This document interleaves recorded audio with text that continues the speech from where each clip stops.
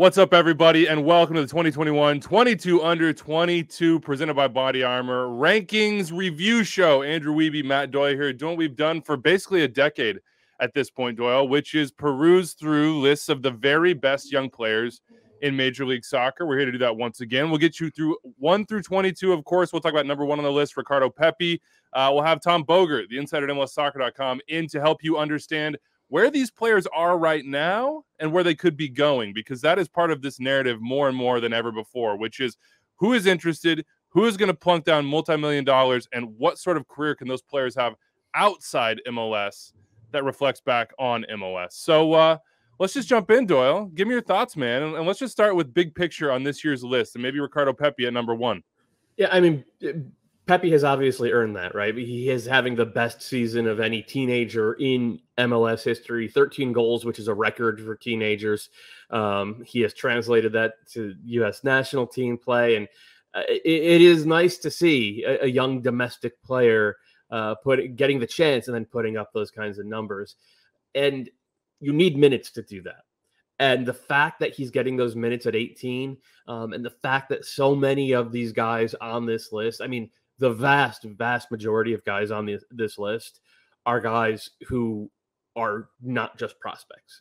These are guys who are out there playing every week, often for very good teams. And that is a sea change from what we've seen even 3 or 4 years ago. So if you have you're wondering here, okay, 22 under 22, what's the cutoff? What does this mean? Players to be eligible to be voted on. We had a pool of internal voters at MLSsoccer.com and external voters as well. You got to be 21 or younger before the end of the 2021 MLS regular season. So that's decision day. That's November 7th this year. So all these players right now are 21 and younger. We've been doing this for 12 years, like Doyle said. I believe the last 24 under 24 winner, just to put this in perspective, was Miguel Almiron in 2017, and he was only sold to Newcastle for, what was it, like $27 million? Yep. Something like that. When you look at the players back from 2010 on, and the original winner of this thing, I mean, that was my first year at MLSsoccer.com, was Freddie Monteiro. We've come full circle. That's pretty incredible. Freddie Monteiro is now a veteran who has like Josh Tensio and Danny Leva and others on the Sounders team under his wing. That's how long we've been doing that, and that's sort of the progress that has been made in that time. So Ricardo Pepe at 18, youngest player to top these rankings since Alphonso Davies in 2018. Alphonso Davies is decent. Three 17-year-olds here, Caden Clark, Justin Shay, who may or may not be on his way to Bayern, and Moses Nyman. And the average age of the list is 20. Yeah, it's been a sea change. And the number that I think is the most interesting, and we'll talk about this more with David Goss later, is that 15 of 22 of these players are from an MLS Next Academy. Mm-hmm.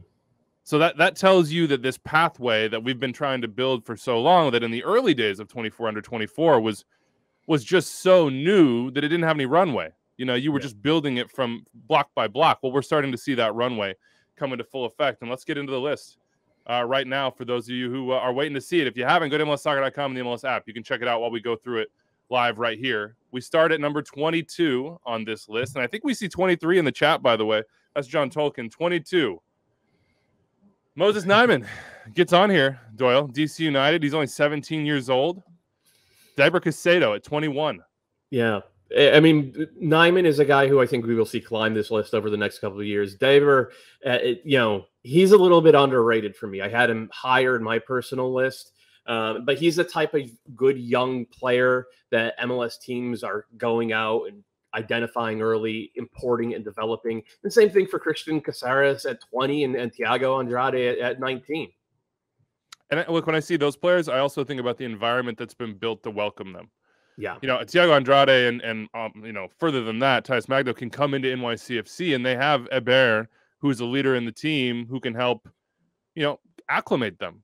You have the same thing going for Deiber Caicedo. I mean, Christian Dahome comes in a year and a half before he does. He's more of the veteran presence, expected to produce now. Christian Caceres came into a team in New York that might not have had that veteran over top of him, but he came in when Tyler Adams was there, and when they had that midfield, and you still have Sean Davis and others. Like there's a pathway for them that they can see, and they follow. 18, David Ochoa. I mean, I killed me to leave Ochoa off my list. I probably shouldn't have. I mean, he's a starter at 20. He's into the L3 21s. Mm-hmm. Ayo, that is a shocker to me at 17, but that speaks to what a year difference can make. He had so much momentum. I think he was 4 last year, right? And he's 17 this year. He got hurt. What does that say to you? I mean, there is a bit of recency bias with the injury. Like, I think people have legit forgotten how good Iowa Akinola was for most of last year and even early this year before the injuries kind of cut his season. I mean, obviously cut his season short, but I think I had him 6th on my list. I think he's a 15-goal scorer in MLS, and I'm not gonna say odds-on favorite, but decent chance he's in the running for comeback player of the year next year. And Toronto FC fans would be happy about that. 16, Justin Shay. A lot of Justin in the headlines recently. He's been at Bayern. Seems like they really like him. Now a starter for Dallas at just the age of 17, and that line of outside backs that have sort of been cycled through and then picked off. That's a big name. It is a big name, and anytime a club like Bayern Munich is interested, the player's pretty good.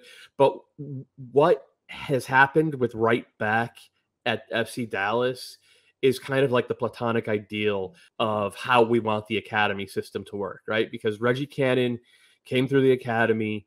It took him a year of sitting on the bench, and then he won the job, won the starting job, played really well, played his way into the national team, played his way into a move to Europe. And as soon as he moved, Brian Reynolds got the job. Brian Reynolds, took him half a year to play himself into a $10 million move to a Serie A team. And then Justin Shay, 6 months later, comes in, and suddenly he's getting minutes and with a big move as well. And this is a type of conveyor belt that we want to see MLS teams build across the entire league and across varied positions. Now, we also want to see some of these players decide to stay eventually. But we know that's not the way the game works right now. The top level of the club game is in Europe. The vast majority of these kids want to get there and want to prove themselves, and that is totally understandable. And it's, from a club perspective, okay, you can monetize that. You can do a better job of creating the environment to develop the next generation of kids, and you could take that money that you get coming in from these sales and invest better and smarter in imports who can raise the level of your club and of the entire league. So it's a virtuous cycle if you get it right. And Dallas is still working on part of it, but they certainly have the academy part down better than anybody in MLS. The Union might be getting a little bit of both sides right here, right? We have Leon Flock at 15, who's sort of an indication of that. I mean, he is an American, but he has a different background in that sense. Yeah. You sell Aronson best 11. You sell McKenzie best 11 for a minimal fee. It wasn't even a huge fee. You go get Leon Flock, who's now an every game starter for one of the 4 best teams in the Eastern Conference, who have real trophy aspirations, who are in a CONCACAF Champions League semifinal. Brenner at 14. This is sort of I had him higher, and I have some regrets about that, and maybe Galaxy branded a little bit. But one of the challenges I think of this list now, given the additional investment from Major League Soccer clubs on young talent, whether that be American talent or Canadian, because those players are getting young money deals too, are for the young DPs, the true DPs like Brenner, that are coming in under the age of 22, largely from South America, but also from Europe. It's hard to balance that. Hey, what has Brenner done in his career up till now? What sort of transfer fee did he justify? Okay, well, we haven't seen as much of it in MLS. How do we sort of balance that? And yet I still think he has, 7 goals? And look, anybody who can score 7 goals for FC Cincinnati this year, I'm telling you, maybe next year that'll be double.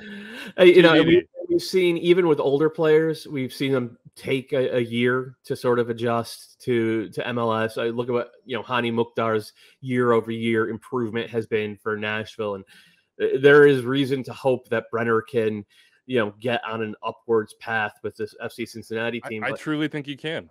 The other part of this is that there has to be a realization in here that if you go out and you spend $9 million on Thiago Andrade or 13 on Brenner or $7 million on Brian Rodriguez, chances are they're going to be pretty good, but there's not a guarantee they're going to be appreciably better than what you can produce through your academy if you commit to producing players like this through your academy. The gap between homegrown players and these high-priced young DPs, there's actually no gap at all. Or if there is a gap, it's in the opposite direction of what everybody seems to think. By the way, the rest of the list is basically those homegrown players, apart from Brian Rodriguez. So you have Paxton Pomeglis at 13, still working his way back from injury, has been much higher on this list in the past, and I think has certainly the potential to get back there, though he'll age out. Efra Alvarez comes after that, breaking into El Tri, starting to show what we know he has for El Galaxy, though still maybe not as consistent as many would like. Kevin Paredes is one we'll talk about a lot more later. Just 18 years old, already RB Salzburg rumored to be after this guy. Fits that style of play, has fit seamlessly into what Hernan Losada is trying to do. High energy, gets up and down on that left side. Really a really great player. And then through the top 10 that we'll get through more in just a little bit. But let's talk Pepe. We'll do the top 10 with Dave in just a second here. Let's just jump ahead to number 1. Ricardo Pepe was not on this list in 2020. He did not make it. He was at the very end of my ballot, and I can't sit here and be like, oh, look at me, I saw this coming. I didn't. I don't think anybody did to this degree. What has 2021 meant to this young man, and what could it become in the future years to come? Because it just seems like the trajectory is sky high. I mean, the trajectory is sky high, but it's also like staggeringly linear. Ricardo Pepe scored goals on the regular at age group level, and then he moved up to USL, and he scored goals. Like, he scored a goal every 90 minutes in USL as like a 16 or 17-year-old.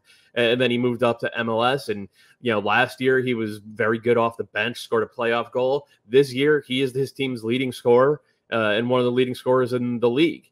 And that's all, over the past 3-4 years is just one step of progress after another. We've seen it for the national team as well.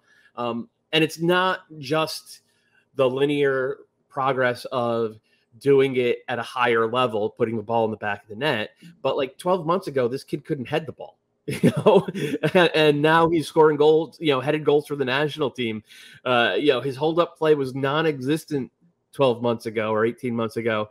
It's not his strong suit, but he's certainly a lot better with his back to goal now and linking play. So you could see the development in terms of going to a higher level and being goal dangerous always, but you could see the development in his game as well. And it is a little bit reminiscent of Alphonso Davies. Alphonso Davies from 15 to 18 made the type of leap that you want to see from any young player, just in terms of continuing to add to his game, and not just relying on innate gifts. And Pepe is doing the same exact thing. I think when you look at Alphonso as well, he was brought along at sort of a good pace. Yeah, you can see, and they could see, and Carl Robinson I'm sure could see, but he didn't rush Davies into a position of great responsibility. He didn't go too quick. And I think that's the same for Ricardo Pepe. And I'm getting word here that my audio is in and out here. I don't know why that would be, sitting here with the best internet connections Kansas City can offer. But if you're having issues on Twitter Spaces, I apologize for that, or on YouTube. But look, I mean, Alphonso, okay, he became a sort of impact player off the bench. Then he became a spot starter. Then he became a starter. And Pepe was that way the entire time here. He did his thing in North Texas. He did it in the academy before that. He had time to sort of get used to the move. I cannot be a coincidence that a lot of his successes come with his family there as well. So you have these little stepping stones that he has. And then once he knocks a DP out of the starting position, and look, Frank O'Hara probably didn't deserve to be there, at least unquestionably so, he took advantage. And that the next number one will be the same, I think. I think we're past the time of like a 21-year-old with 3 or 4 years under their belt as a starter in MLS being the number one in these rankings. I think you're going to see guys come out at the age of 17, 18, like Cade Cal, and make these changes. Dave, jump in here, man. You saw him from the start. Field 18, Frisco, whatever field it was. I've got the invite out to you to speak if you want to jump in here. Or send an invite to me because Twitter Spaces is acting buggy. Yeah. I don't know. What's next for Ricardo Pepe Doyle, who's muted? So that is the big question, right? Because he has come out and said all these rumors, all these reports of the biggest teams in Europe being interested in him are true. And the kid himself said that. And that is pretty, like, I admire the clarity there. He's also said, though, there is no official bid yet. And I think there will be. I think there will be this January. And my hope from a U.S. national team perspective is that whatever decision he makes, it ends up with him going to a club that is going to get him on the field and get him in the game right away. Because if he's not playing for his club team, it's going to be hard for him to keep up the level that he's shown for the national team. And even someone as great as Alphonso Davies, he went to Bayern Munich in January of 2019. He didn't become a regular for them until October of 2019. It took him 10 months. For Ricardo Pepe, if it takes him 10 months, that's right when the World Cup camp starts. It would be hard to imagine him making the World Cup roster if it's a club decision like that, assuming the U.S., of course, even makes the World Cup, which is not a given at this point. So he's got to think hard about his immediate future. I know that Jurgen Klinsmann was on ESPN the other day saying that he thinks Pepe should stay with FC Dallas for another. I feel like does Jurgen an extra time guy? What do you think? Yeah, I mean, right. He's clearly a listener. He's definitely a Matt Doyle guy. He's an armchair analyst, Stan. I mean, it's the first time in my life, I think, that I've ever agreed with Jurgen Klinsmann, because if Pepe stays with Dallas next year, he is going to play 2,500 minutes. He might score 20-odd goals. He'll probably be the starting center forward for the U.S. at the World Cup. And then after the World Cup, he will get his choice of teams. And without the pressure to be in there and be immediately playing and productive. So I think there is an argument for him to stay with FC Dallas. That said, if it's a club like Ajax that comes in and hits the number that Dallas is going to be asking for, I mean, Ajax would be sort of the ideal landing point, because they wouldn't spend what it would take to get Ricardo Pepe if they didn't plan to play him immediately. Dave, are you there? Yeah, baby. I'm right here. Where was Pepe on your list last year? Do you remember? Because I cannot find it. I'm looking for my list. I guarantee he was on it. Obviously, I purchased these tires for the Pepe train to build it from the start. So I've obviously been on the train for as long as possible. We gotta work with you on who puts train. Who puts tires on a train? This isn't the Montreal subway. They have wheels. Yeah, but that's different than tires. But we digress here. But Continental tires would work on that. Tell me about your sort of viewpoint of Pepe's progression, because you have among many, you've seen it sort of from the start, at least in an academy sense. Yeah, I think from a person, there are a few players that now that I've been around this long enough, and I talk to the players some, I talk to the coaches more, that you can tell that there's something special happening. Tyler Adams, I would say, is one of the obvious ones, of just the way he saw the game, the way he saw his career, the way he handled his playing, and the way he improved himself. And Pepe's always been on that list as well, of guys where it's just like the coaches can explain to you 97 different ways they think he's a good guy, and that they thought he was going to make it. And then when I watch players scale, that's what I always kind of consider their ability to move up. And so when you see a player jump to a higher age group, jump into USL League One, jump into Championship, jump up to an MLS game, playing preseason, playing one of these summer friendlies, Open Cup, whatever it is, you can kind of see the way they react to those moments. And Pepe has scored everywhere he's been the moment he touches the field. And he's, I think, kind of done some of the right things. And Doyle, talking about his career path and how it ends, he was willing to play games with the academy when he was with North Texas because the coaching staff told him they thought it was better off for him. He was willing to go and train with North Texas after he'd gotten into FC Dallas because they thought that was what was best for him. So he's kind of always been willing to make those decisions that's best for his career, and not just say, I need to play in MLS tomorrow and I need to be there, and this is why I need to be there. But he also scores goals. So it's really easy to convince him to do things and get him on the field because he's always been effective at that. And Anders has reminded me of this a few times, but I said a couple of years ago, he's the best finisher I've ever seen come out of the U.S. system. And I feel fairly vindicated right now with the World Cup qualifying goals. I don't think it's fool's goal. I think it might be maybe a little overdone pretty early, and I'm sure it'll all level out as he goes along. But that's his number one skill set. And that's a skill set that fits in every system, fits in every team, is needed in every way. You could play high press, you could sit deep, whatever, it doesn't matter. If you've got a guy who in the box can finish his opportunities and makes hard runs down the middle, he's going to score goals, and he's been able to do that, and it's pretty cool. I don't know that I totally agree with Doyle in terms of the move and when it happens and how it'll happen. I do wonder if there's a space with him because of the way it seems like through the national team his value can grow, that maybe you get a sale to Europe and a loan back to FC Dallas for a little bit of time. And obviously next year is going to be weird with a Winter World Cup.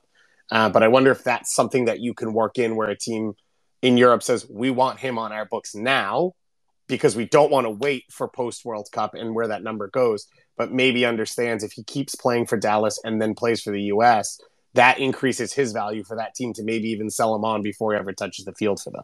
And you also see the list of incentives for MLS sales be pretty high, whether it be Alphonso Davies, who had a pretty big variable in his fee, to Busio, Aronson, and others. I mean, you could put in some incentives there that could get him a long, long way. Ricardo Pepe, number one in the 2222 presented by Body Armor rankings for 2021. After not being on the list last year, we have breaking news.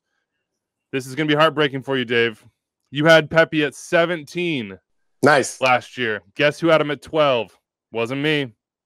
Was it Doyle? It was your doppelganger. No, I'm just kidding. Matt Doyle, 12 on this list. I had him at 22. So we all had him.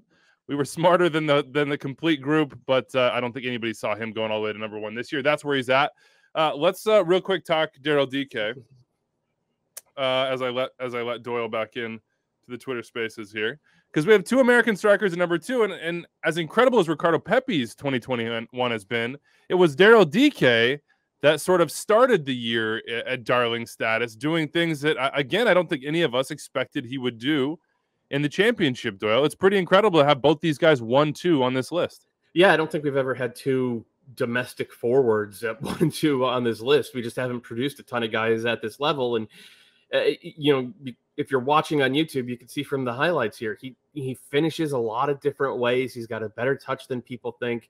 And what he did in the championship, playing for a Barnsley side that played a vastly different style than anything Oscar Pareja would ever ask for out of any of his teams, I think shows his flexibility. And DK is physically, he is a different type of player than the vast majority of professional soccer players. And he's been able to weaponize that, but not at the expense of being an actual soccer player, right? Like, he's got a good brain. He's got an improving touch. He reads the field well. And it's fun to watch him play. And he has absolutely earned this number 2 spot on this year's list. Dave, what have you thought of his development here in this year? I mean, I remember last year, MLS is back thinking, when is Oscar going to trust, this top draft pick, this guy that everybody says has so much potential, with not just a role in the team, but just minutes overall. And then he just exploded. I think we're learning one big one. We're never going to be able to have every player at 13 in the proper system, right? And that's not because it's still growing. That's I think the reality of the geography of the United States. I think that was something we learned with Daryl DK. And the other is the way you set a player up to come into a pro environment matters. For Daryl DK, Doyle talked about all the things he can do and how he's grown as a player. But if you're a center forward and you play between Nani, Mueller, and Pereira, you're going to get chances the moment you step on the field. And I think the confidence that Oscar Pereira showed in him, and something we've seen long-term with Oscar Pereira, to, give players that confidence to believe they can finish, to believe they can be a part of the group. And then the setup, which was perfect for him to find his feet. And since then, he's elevated his game, and now he is one of the guys that you can build around and you can trust and you can play through. But immediately when he came on the field, I think it was an opportunity where there wasn't that much asked of him, and it was set up fairly well around him. And that gave him the opportunity to kind of find his feet and start to build. And then it's just been explosive since then. His growth, and we've never had domestic strikers like this that we've developed, that we've had opportunities. Now we're like the rest of the world, where it's like, oh, this guy's a better soccer player, but this guy scores goals, so he's the best player in the world. And that's kind of, I feel like, how part of this list happened for a lot of people, and I'm one of them. I voted for these two players top 2 as well, and it's a pretty cool new thing that we get to do. What I love is that Darrow had this whirlwind start to the year, and then things sort of slowed down. Injuries, his first full professional season, really, the amount of load on him, the amount of games, the amount of responsibility he had in the championship for being a guy on loan is pretty incredible. I liked that he just seemed to kind of take it in stride. You know, it didn't feel like something to panic over. And now we're starting to see tick, tick, tick, tick, tick, tick. Daryl start to come back as far as his form goes.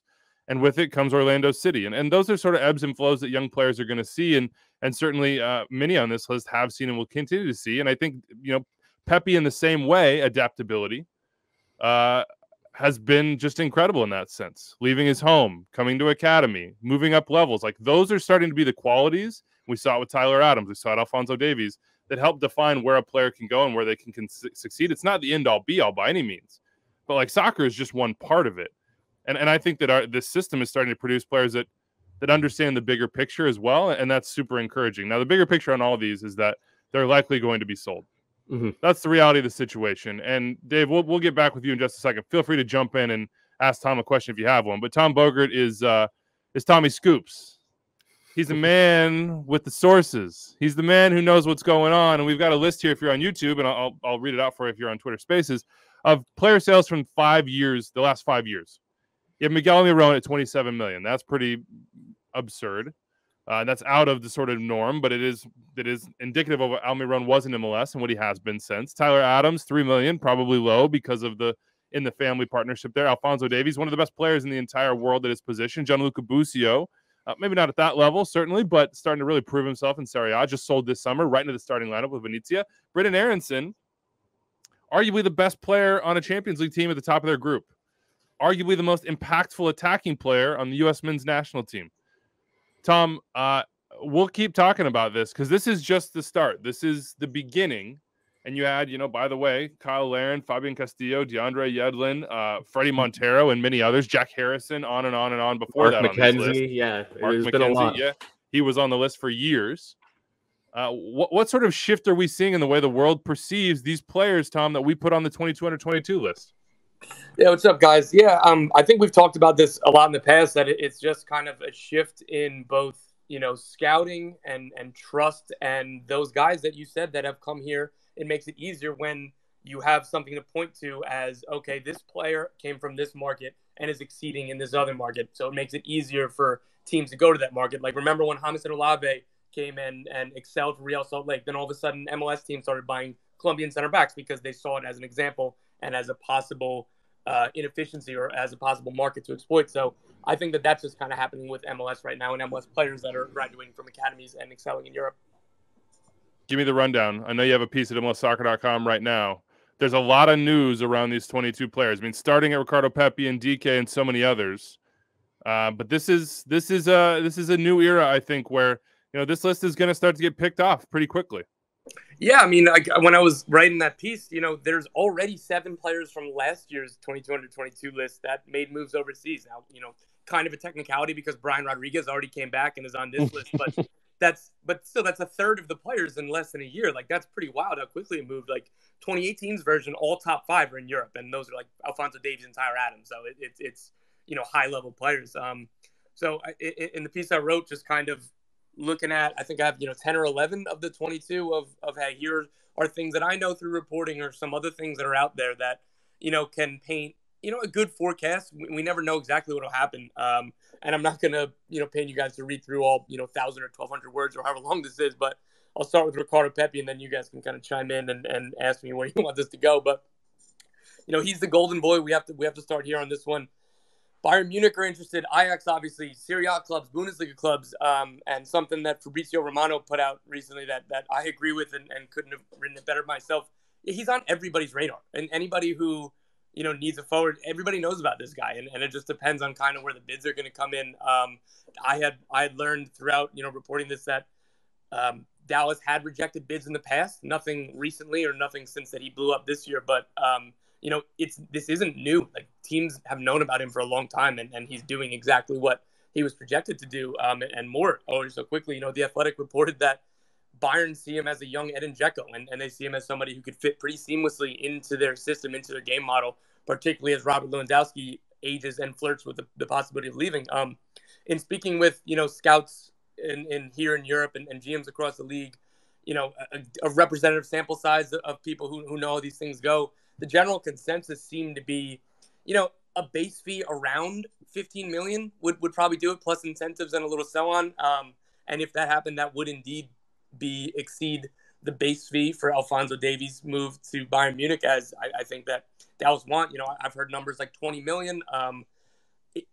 It's tricky to kind of gauge this because none of us would have said that Brian Reynolds would have been sold for 10 or upwards of incentives, an 11.5 or whatever it could grow to. Like, if there's a bidding war, if Bayern decides, you know what, we're going to sign this guy, I don't care how much it costs, that number can go up and up and up. So it's going to be something really interesting to watch this winter. Whew. Yeah. Yeah, and that's the thing about that's the difference, is that we can listen to that, hard news updates from Tom, who's so well connected here, and just sort of say, yeah, that sounds about right. Yeah. That's a big difference. That is a huge difference over 3 or 4 years ago. Now, all of this was what we heard this winter and early summer about Daryl Dike. The rumors and reports around him have cooled off a little bit, but I'm still expecting there to be. I'm expecting those to pop up again in January. Are you expecting the same? Yeah, I expect the same, but I'm not hearing a lot of clear information or anything concrete here.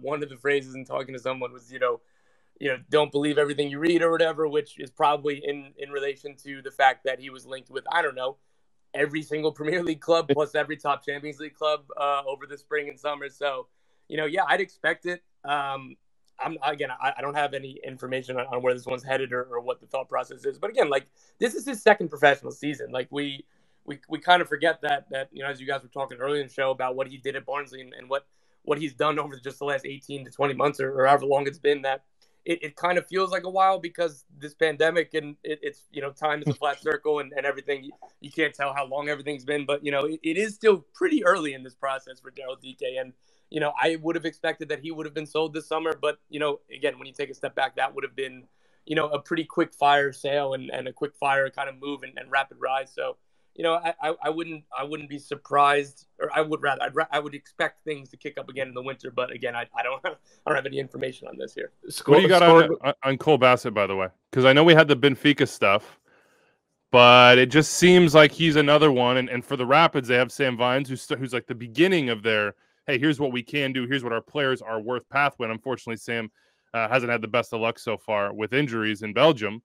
What could be next for Cole? To say no to Benfica, whether it be this, starting with the second team or not, that's a pretty big decision for a young player. Yeah, so as I reported kind of at the end of the summer window that the Rapids and Benfica agreed to a deal. It would have exceeded the Sam Vines fee, but it wouldn't have been as much as the incentives package for Gianluca Busio, which I know that's a wide range. So, but when I say club record for the Rapids, the club record was Vines from a couple months before or a month before at $2 million. Yeah, he turned it down. He wasn't thrilled with the idea of starting with the B team. He's a really confident kid. Everybody I talked to about Cole is that his mentality is elite. He's one of those guys who, whether he has a lot of things that jump off the page. His work rate, his kind of penchant for creating goals from deep in the midfield. But looking at the data or looking at the video, sometimes maybe you aren't sure if he's clean enough for Team X or whatever. And people around the club and his camp talk about that his mentality is elite, and you know it when you see it, if that makes any sense. I know this isn't exactly an analytical forward thought, but this happened with Arsenal. He went to Arsenal for a trial or training stint, rather, with the U23s, and the Arsenal U23s thought they were doing, another team in their ownership group a favor. Like, yeah, cool, you can bring him here, he'll get good experience. And then they walked away asking, can he get a work permit? Like, can we sign him? And he wasn't able to get a work permit, so nothing actually materialized. But they went from, oh my God, like, this kid has something special, and we would love to have him in our system. So all that is to say that it's no surprise that he would be like, you know what, I'm not down for playing for a B team. Like, I'm playing good minutes here. I love this club. It's my hometown club. I want to push for a trophy this summer or the end of the season and reassess in the winter. I'd expect a lot more to happen in the winter. Might be too early to say. I'd expect him to get sold, but Anderlecht, VTs, and other teams are circling. Obviously, Benfica is still going to be around, and we'll see if I guess that they believe that he's progressed enough where he can just skip the B team and start with the first team. Anything else you got percolating, Tom? I know you guys were talking about Justin Shay before. Bayern are definitely interested. They were talking. Bayern were looking for a deal under $3 million, which isn't something that FC Dallas found very likable. So those talks ended, and that's why a deal didn't happen. There is nothing yet agreed with Bayern Munich. They are still very interested in the player, but they are not the only club that is circling around. Bayern would make the most sense given their connection with FC Dallas and given their familiarity with the player himself already being on loan with the second team. But there are other German teams in the mix because he does have a German passport. Premier League clubs are very interested in Justin Shay. So it's not a foregone conclusion that he's going to Bayern, but if I had to guess, I'd say they're the favorites. That is actually something that Pepe brought up in talking about his development and the 2 training stints that he got at Bayern, and just sort of saying, hey, look, this is an amazing part of being a part of FC Dallas, of being in this academy, of having these opportunities that I got to go and see. You know, he wouldn't be going in eyes wide open completely to whatever situation he has, because it'll be new no matter what. But to have that experience at Bayern, to be able to compare yourself to those players, just see how they work, that's pretty incredible stuff. Anything else you got? Like what Julian Arago, he's got to have something going around him. And Ferreira, give me some just general rumors to get the spine tingling, Tom, and then we'll let you go. I'll dump cold water on one for Julian Arago. That there was a report linking him to Tottenham over the summer or the spring or whatever it was. Yeah, there's nothing to that, but rest assured there are a ton of teams that really like Julian Arago. When he was at the Barca Residency Academy in Arizona, he got a trial at Barcelona proper at La Masia. Like, they were enamored by him. There are kind of teams that aren't close to making a bid. They're not like really calling like seriously yet, but like England, Belgium, the usual suspects. Another guy from the Galaxy, Mexican international, like Araujo is about to be. Efra Alvarez, he's somebody that we've known forever. We've known about his talent, is otherworldly. At the U17 World Cup in 2019, the biggest clubs in the world, talking Barcelona, PSG, others, were like, this kid's got the talent, but we need to see his fitness. We need to see his athleticism develop.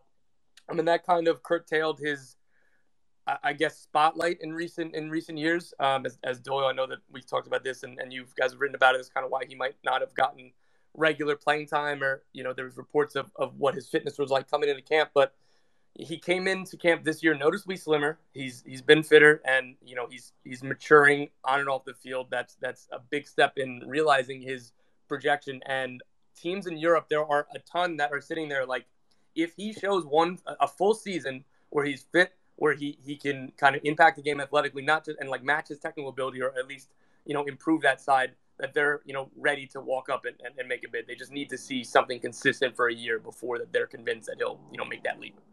Tom Bogert, Tom Bogert on Twitter. Tommy Scoops in our hearts. Tom, we appreciate you, man. Keep doing the good work on the transfer front. Follow him for all the news around MLS. Thank you, Tom. We're going to get through the top 10 here. If you're listening, of course, they're at MLSsoccer.com and the MLS app. You can go peruse it there. Highlights of every player, all the information you can possibly need, including their academies. Let's start at number 10 as we sort of count our way down here, Doyle. And it's Cole Bassett, who we just talked about with Tom. His MLS Next Academy. What else? The Colorado Rapids. And that's where he's playing his professional soccer. He's 20. He has been linked a lot with moves. Where do you see his career progression at right now? Yeah, I don't know. It's been a kind of a weird year for Bassett, because I think he's a better player this year than he was last year. But the numbers don't say that. Like, he was at 5 goals, 5 assists in 1,000 minutes last year. I think he's 4-3 in about 1,800 this year. Part of that is that as he's become a more well-rounded player, Robin Fraser has trusted him with different jobs. He's not just sort of a box-arriving attacking midfielder. He's played more as an 8. He's played outside a little bit as they switched to a 3-4-2-1. He's had to play some wing back as well, which I don't think is a long-term home, but the fact that he could do it at a credible level in this league is certainly a box that is checked. The next step for him, I think, is to become a centerpiece player. Now, whether that happens with the Rapids, or if it happens with, I think Tom mentioned, like, Vitesse Arnhem, which is a pretty good upper mid-table Eredivisie club, that would make a lot of sense to me. But I think at his best, he is a number 8 who reads the game and exerts control over the pitch. And what he needs to become elite is ball security. Like, he's really smart. He has good physical gifts. He's not as clean on the ball as he needs to be yet. in order to get to the top levels of the game. But the good news is he has gotten that feedback. From everything I've heard, he's gotten that feedback, and he knows it, and he's working hard to improve this one weakness, the most obvious weakness, I think, in his game. Cole Bassett at 10. We'll see what happens with him. David Ferreira's son, former MVP, to one of the best young players in the league, and Jesus Ferreira, who I think sometimes gets overlooked because he's been around so long. Yeah. And succeeding for so long. I mean, he is what? He's 21 now, I believe. He's just 20. He's just 20. See, that's an indication for you. I think he's older than he is. I mean, 2019 was the breakout year, 8 goals, 6 assists. It was a tough 2020, but he was good with the national team during that time. And now we're back at 6-6 and about 1,800 minutes this year. It's a little stop-start at times. Yep. He's still a little bit of a tweener. We're not exactly sure what a long-term, this is your position and only position would be, but maybe he doesn't need to be that.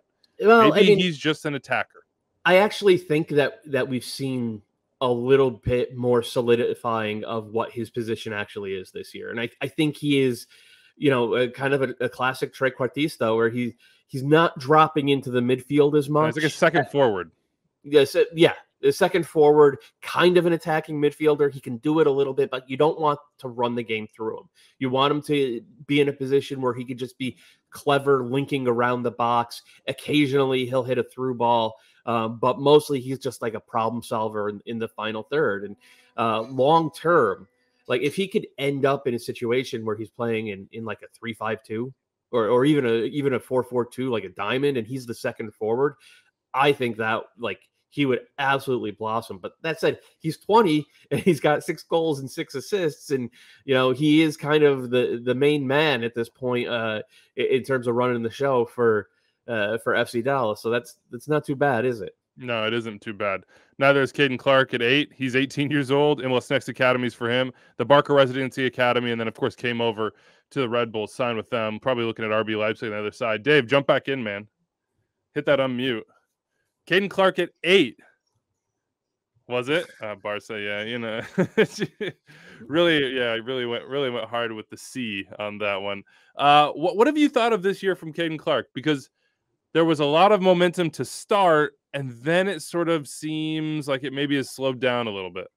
Yeah, I think it's been tough for him, and it's been tough, I think, partially because the Red Bulls have put together a group where there wasn't a lot of knowns. And like I talked about with Daryl DK, of like being able to fit into a bunch of veterans, have your defined role. That hasn't been the case for Kaden Clark this year. And then since I think it was an appendectomy that he had, he hasn't been fit and hasn't gotten back yet. And that's something that's just going to take time. And I don't think it's a huge issue. I mean, his dad and mom, I think, own a gym and are like fitness fanatics. So he'll get there when he needs to get there, and they understand the pathway. But for Kaden Clark, I think one of the interesting things is, and you could even look at with Alphonso Davies when he went to Bayern and what happened is what his best position is. And just because you've scored goals at a young age in MLS, does that mean you're a pure attacking player? And we've seen Red Bulls play him in as a number 10. We've seen him play him out wide, quote unquote. I've seen him play deeper as well in his life, and I thought he was actually really comfortable there.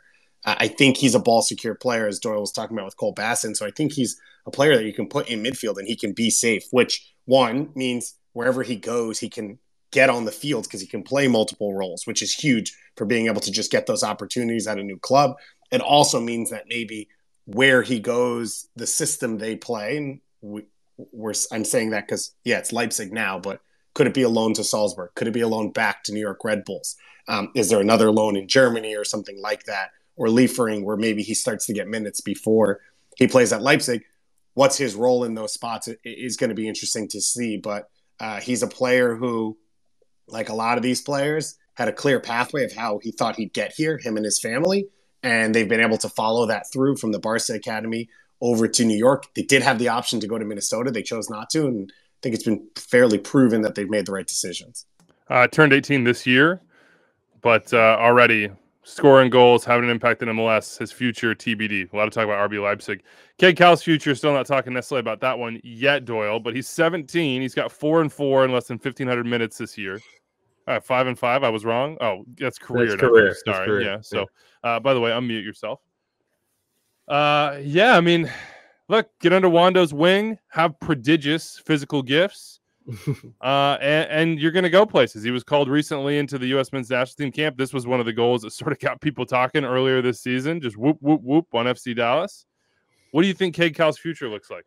Yeah, it's a good question, right? And hopefully it looks like 2,500 minutes on the wing next year for San Jose, because I do think he's best as a winger. I think he's best when he's facing goal and able to run at or through the defense. He's not the trickiest 1v1 player, though I think he has actually developed a bit in that regard. He reminds me actually a lot of Jordan Morris. The difference is Cade Cowell has done at 17 what Jordan Morris came into the league and did when he was 21 or 22.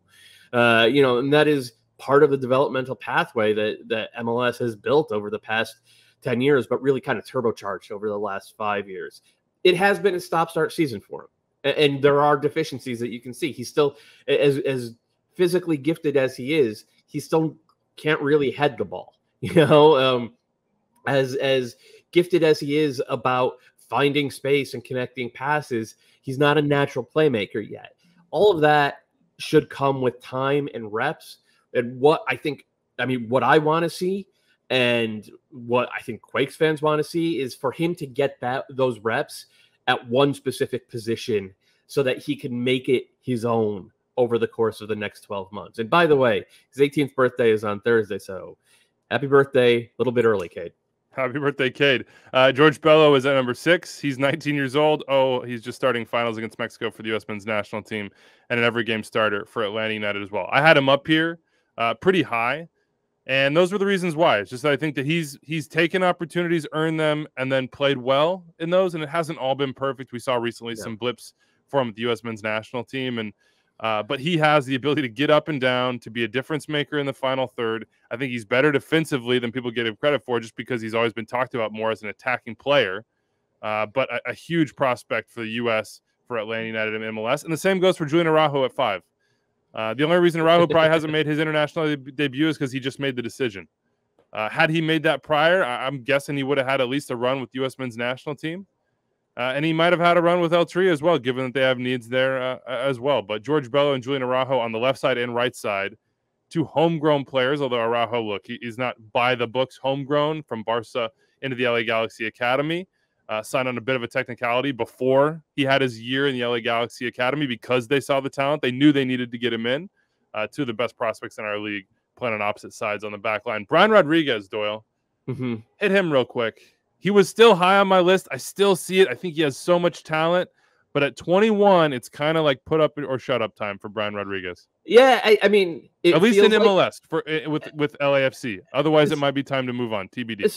So I don't think so, right? Like, obviously, he needs to do something great over the final 6 games here for LAFC to actually make the playoffs. But I don't think it's put up or shut up time for him yet.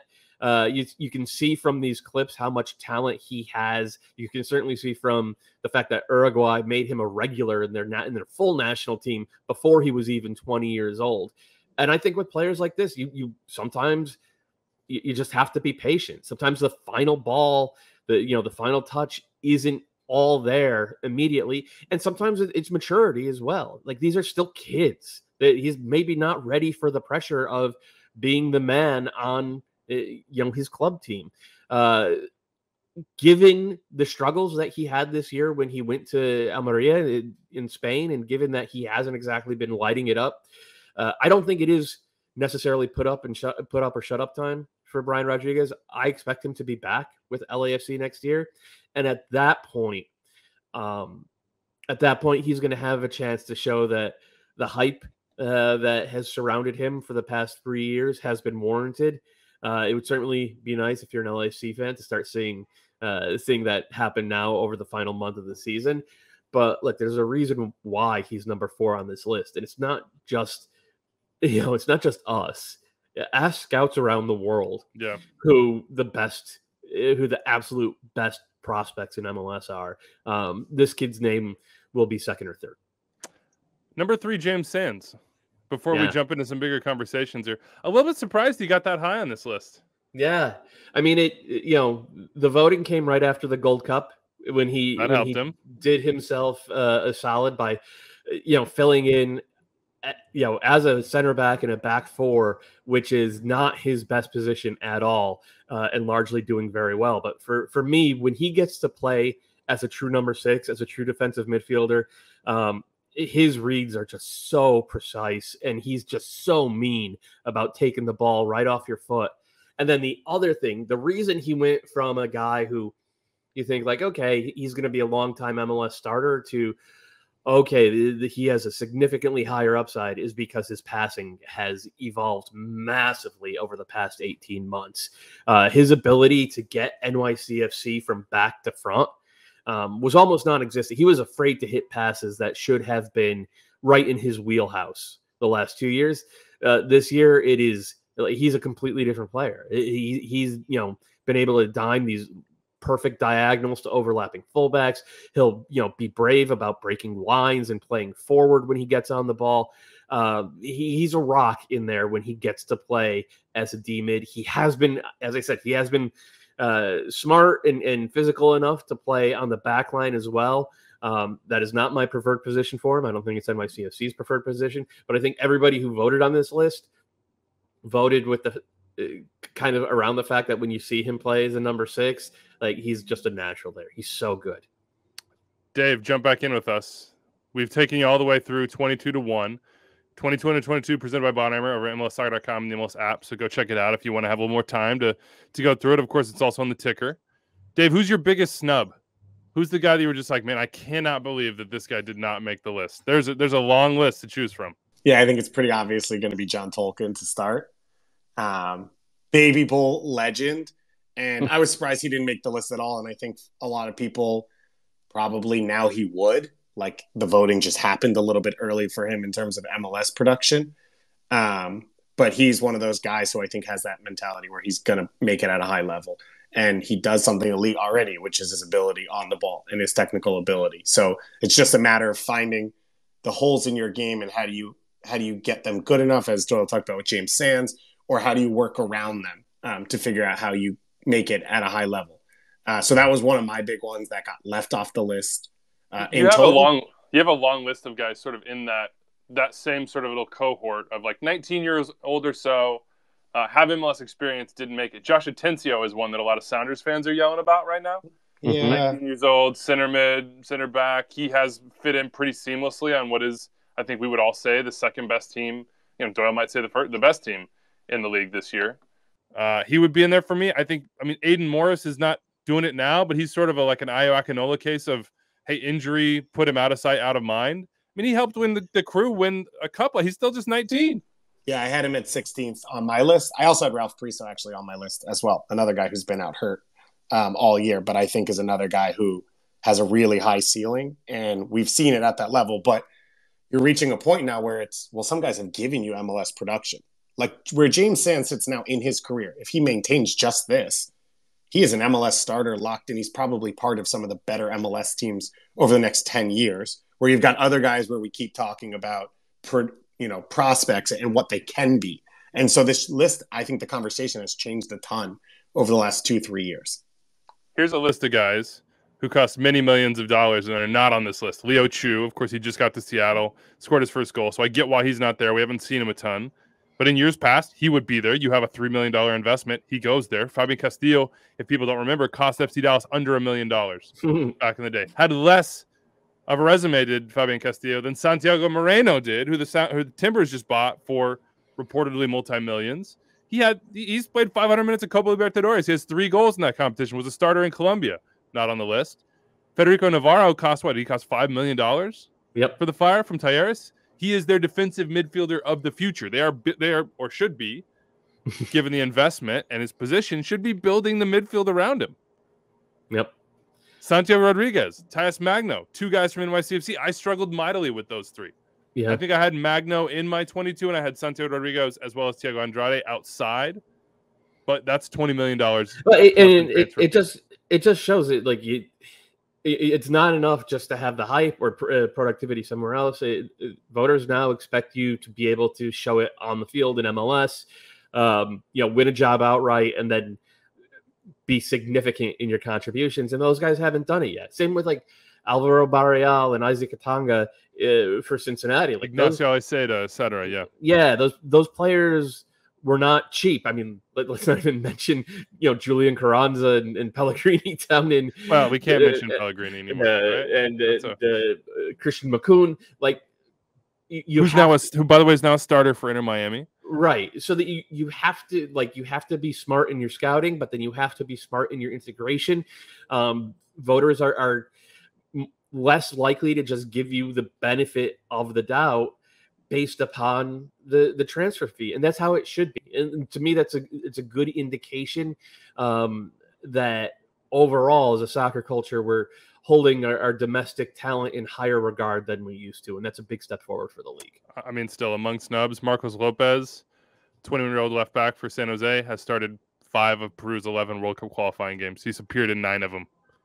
Yeah. Sean of FC Dallas played in the Euros this summer. Had a goal called off that was an incredible goal for Hungary. He just started a World Cup qualifier. He's got 6 assists in 800 minutes in MLS this year. Looks to be a really good player. I mean, there are just so many that did not make the list, including a big contingency of basically 17 and 18-year-olds. So let's take a crack here. Before we get out of here, let's take a crack predicting 22 under 22 in 2022. You got a name, Dave? Any stand out to you that you think could make the jump? Yeah, I think there's a couple on the list this year. Well, I guess Aidan Morris wasn't on the list. He was on my list. I think Morris comes back. He plays healthy. Everyone remembers, oh, yeah, this guy started and fairly dominated an MLS Cup final already. I think he's a guy who jumps. If Cole Bassett stays in the league, he's a guy that can jump. While there's younger players, you guys already talked about it, I think Jesus Ferreira, as he continues this path, because he dropped down last year, but he's been his momentum's gone in one direction. And I think he can play those number of positions, so whoever the coach is will use him. He's a player that can jump, and then the 2 DC guys, and Kevin Paredes and Moises Nyman. If they're still in this league, which I don't think is a guarantee with Kevin Paredes, I think those are guys that can jump up to the top on top of the list you guys just said, which, my motto of foreign guys get 1 year. I think it's going to be your 22 under 22 signings. They're going to get into this conversation the year after they get signed. So all of the guys you just talked about, I think they're going to be in the convo next year. I mean, we're kind of like skipping over the obvious here. Like Ricardo Pepe hasn't been sold yet. We expect him to be, but if he's back, like he is an immortal lock to be number one, the favorite to be number one on this list next year. If he's not, I mean, I think Kay Cowell is probably the best guess. He is going to be a starter for this San Jose team next year. They got Jeremy Abobasi, who is a true center forward and should allow Cowell to play off of him in a supernatural, like a very natural type of way. It would be I think it would end up being one of those 2 guys. And as a U.S. national team fan, that would please me greatly. As a Canadian fan, or like a Canadian national team fan as well, Jaquil Marshall-Ruddy. Yeah, I was just going to say. Like he's barely played this year for Toronto, and it's kind of broken my heart, but he is a super high upside attacking winger. I'm hoping he gets a lot of minutes next year, and he could do a Pepe. He could end up being someone who missed the list 1 year and topped it the next. He's that type of talent. I will throw out some names that I don't think will top the list, but will be big jumps. Paxton Aronson, I think, will make a big jump.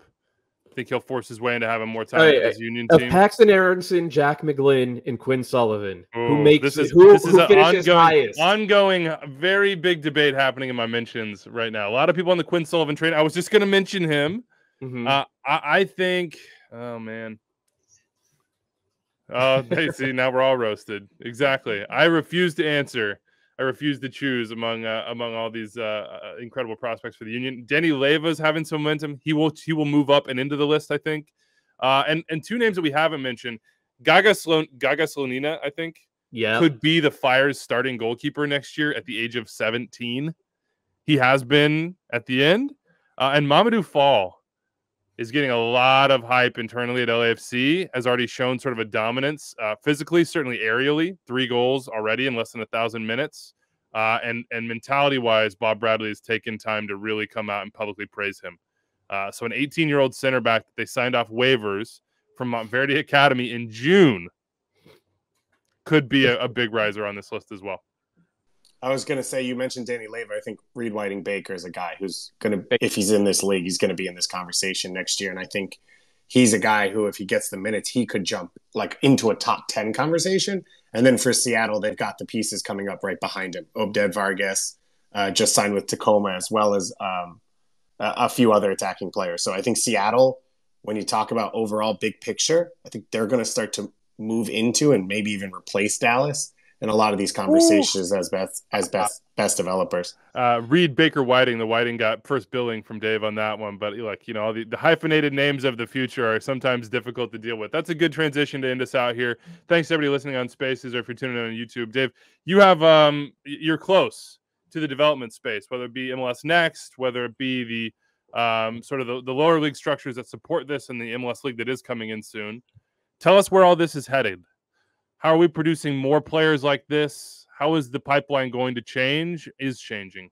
Well, I think the first part of that conversation right now is when you talk about the MLS Lower Division League that's going to come in next year, and the ability for MLS clubs to control the development of their players a little bit closer. And one of the issues that they've had is trying to get players more second team minutes and not really being as flexible as they'd like to, and pushing a guy in one day and pulling them out and having them train with the MLS team, but then also be with the academy. There's a lot of movement that's necessary for the top clubs. The top clubs now, they're all talking about smaller groups that are part of their team and moving players around more, pushing players up more often, having them train more often with higher level players, whether it's age group or with the pro team. So that's going to be a massive lift for MLS clubs for the future of these players. And so that's really where the conversation starts. Obviously, MLS Next came on board out of necessity, but what you've seen is being built out probably the way it should. And we talk about this a lot, is there is still a place for a young American or young Canadian or Mexican-American player, whatever it is, to learn how to play against the biggest, tallest, fastest guys who just go Route 1 and are physical. But it can't be the only thing they learn. And I think what you see in MLS Next is you're playing against other MLS clubs, but you're also playing against the top independent clubs around the U.S. who their sole responsibility is to win. And that's what MLS, I think, young players need. And then you add in the Generation Adidas Cup and the international competition that's possible, and you get these players the opportunity to understand what they're going up against. You mentioned Pepe going to Bayern Munich. I don't think it's a coincidence that NYCFC had Gio Reyna and Joe Scally and Andres Jason and Justin Hack and all those players come out of their first academy team that spent a sizable amount of time playing in Spain, playing against top Liga MX clubs, going down to South America. Those players understood what the next level was like, what the game was like outside the U.S. And I think that's only going to grow as MLS Next becomes more established and grows as well. So those are the two biggest things. In terms of specifics, I think the excitement for fans has to be the markets that are taking it seriously now. And I was talking to someone recently, and they said, I think San Francisco Bay Area has produced more players than Texas or Dallas over the last 40 years, because pre-MLS, the Dallas area players didn't have a process to get to the pro level. FC Dallas has changed that. I don't think we'll win a World Cup until we maximize what we can get out of Florida. And now you see Orlando City starting to take it seriously. It's not a coincidence with Oscar Pareja there. Their academy director, Marcelo, has been a big part of them building out. And now you're looking at a club that wasn't taking this seriously, didn't have a process.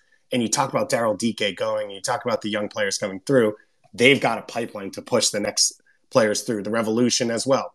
The replacements for Tejan Buchanan and maybe a Henry Kessler and Matt Turner, a lot of those are going to come out of their academy. You never would have said that in the past. So specifics are exciting in terms of which markets, which clubs are starting to try and become that next group alongside Philly, alongside New York, alongside LA. You love to hear it. We've been yelling the Play Your Kids thing for so long. Don't even have to say it anymore. It just happens. You don't even got to say it. You just watch the games. That's the beautiful thing right now in MLS. It's a wonderful 22 under 22 list presented by Body Armor over at MLSsoccer.com and the MLS app. Go check it out. A ton of other coverage. My Snubs piece will be there tomorrow. Tom Bogert has a great piece there today. A lot to dig through as you sort of take a look at what the next generation looks like in Major League Soccer. Thank you, Doyle. Appreciate your time as always on these Tuesday Twitter Spaces. Thanks, Dave, for joining us. Tom, for giving us the inside information. That is it for us. Big thanks to Body Armor for supporting the list this year. And big thanks to you for listening or watching along. We'll see you next time, everybody. Subscribe to Extra Time. Check us out on Thursdays. Chug that Body Armor, Doyle. We're out of here. Got to love that Strawberry Lemonade.